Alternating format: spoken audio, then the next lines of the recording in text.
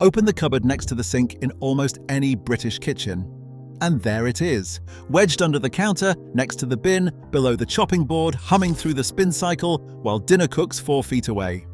Nobody remarks on it. It has always been there. But travel to a flat in Berlin, a house in Ohio, an apartment in Lyon, and the washing machine is somewhere else entirely. A basement, a hallway cupboard, a dedicated room with a name of its own.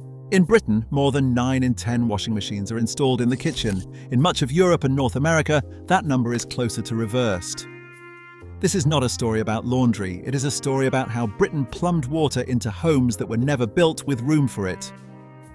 For decades, laundry was not a kitchen activity. It belonged to the scullery, the outhouse, or the street. In Victorian and Edwardian Britain, wash day was almost universally Monday, a weekly ritual dictated by the rhythm of domestic labour and the volatile British weather. Homes lacked internal hot running water, requiring families to heat copper boilers over coal fires in tiny, damp outbuildings. For families living in the dense industrial terraces of Leeds and Glasgow without private yards, laundry meant leaving the home entirely. Glasgow City Archives show that under the 1866 Police Act, the municipal washhouse on Glasgow Green charged residents a single penny for a daily tub rental and 4 pence for hot water, with larger steam boilers costing 5 to 8 pence per hour. Women queued at dawn, carrying baskets of soiled linens to these communal hubs, scrubbing them in massive wooden tubs and hand-cranking them through heavy cast-iron mangles. Once finished, they carried the damp, heavy loads back home, hoping the soot-filled skies would clear long enough for the clothes to dry on outdoor lines. These wet, steaming tasks were kept strictly separate from the dry, clean kitchen where meals were prepared. But as cities grew and housing plots shrank, this physical boundary between cooking and washing began to dissolve. This transition unfolded within a highly constrained architectural footprint. Social historian Dr. Jane Hamlet's research into historic domestic interiors documents how these early layouts strictly separated food preparation from heavy service tasks. Yet in millions of Victorian and Edwardian terraced homes, this service area was limited to a tiny kitchen scullery. Original floor plans allocated no space for a separate utility room, as the domestic washing machine did not yet exist.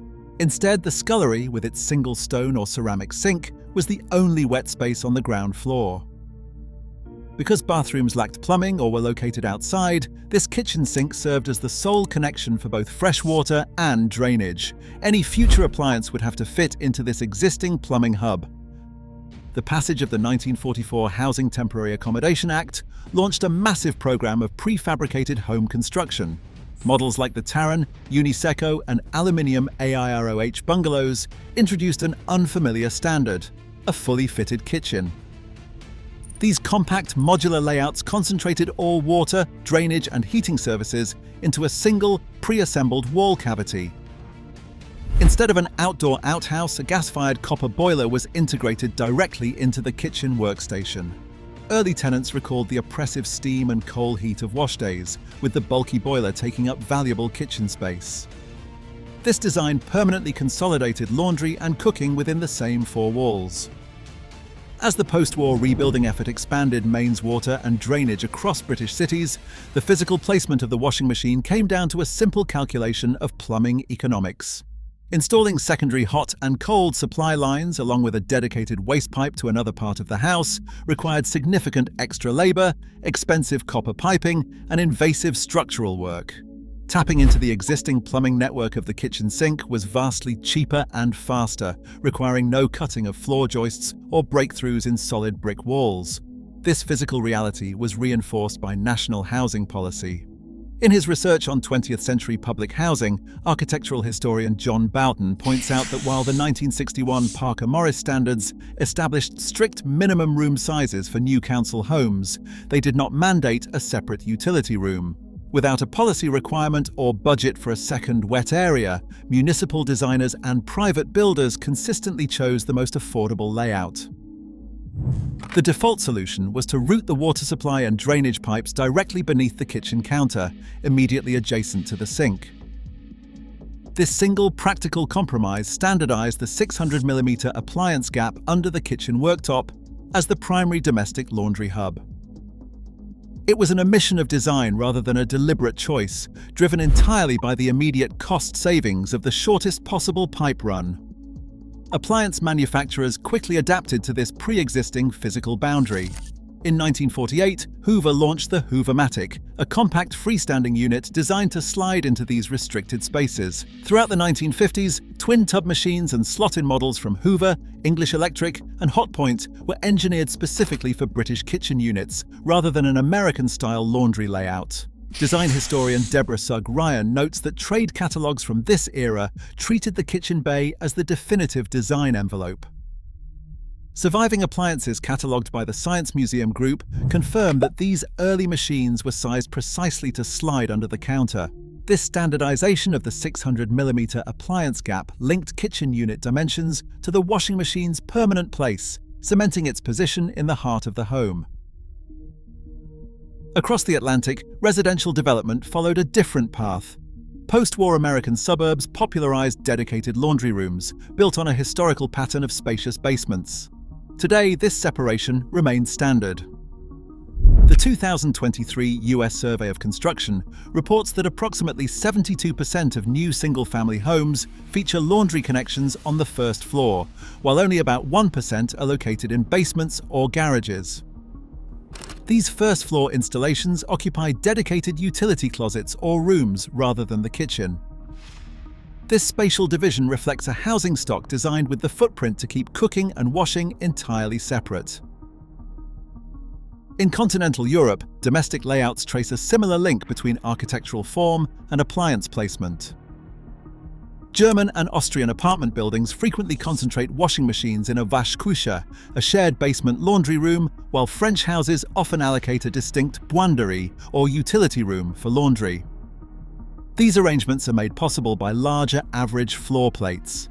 By contrast, the Royal Institute of British Architects, documented in its Case for Space, report that England builds the smallest new homes in Europe by floor area. This severe spatial constraint leaves British households with few alternatives, consolidating the washing machine's place in the kitchen plumbing hub. Today, new-build flats and small houses continue to place the washing machine in the kitchen. For many households, space is simply too scarce to permit any other layout. In a typical 1930s suburban semi-detached house or a 1960s council property, retrofitting a machine outside the kitchen requires extensive disruptive work. A professional plumber tracing the flexible inlet hoses and waste connections in an ordinary home inevitably routes them directly beneath the kitchen sink, where the mains water supply and drainage stack are already concentrated. Relocating these pipes to a hallway cupboard or an upstairs bathroom requires cutting through floor joists, tearing down plasterboards, and risking leaks.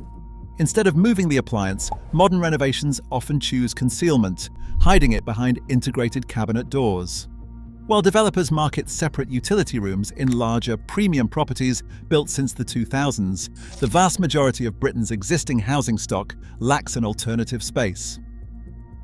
Industry data from the Association of Manufacturers of Domestic Appliances indicates that 89.5% of households own a machine. Yet actual preference remains distinct from placement. In one national survey, only 67% of respondents felt the kitchen was the right place. The machine remains in the kitchen because inherited infrastructure leaves no other practical choice. If you enjoyed this documentary, please subscribe for more architectural history. Look down at the washing machine in your own kitchen. Whether your home was built in 1895, 1935, or 1963, these representative eras of British home building left a lasting physical footprint. Each layout offered only one practical location with both a water supply and a drain. Decades of subsequent plumbing standards, kitchen cabinetry, and appliance dimensions were engineered to fit this single service point. Keeping the laundry in the kitchen reflects an adaptation to inherited infrastructure rather than a modern lifestyle choice, carrying its own practical consequences. The room was never designed around the machine was designed around the room. Subscribe for more documentaries about the hidden history of everyday Britain. If this story interested you, there is a video right here about what happened to the British corner shop.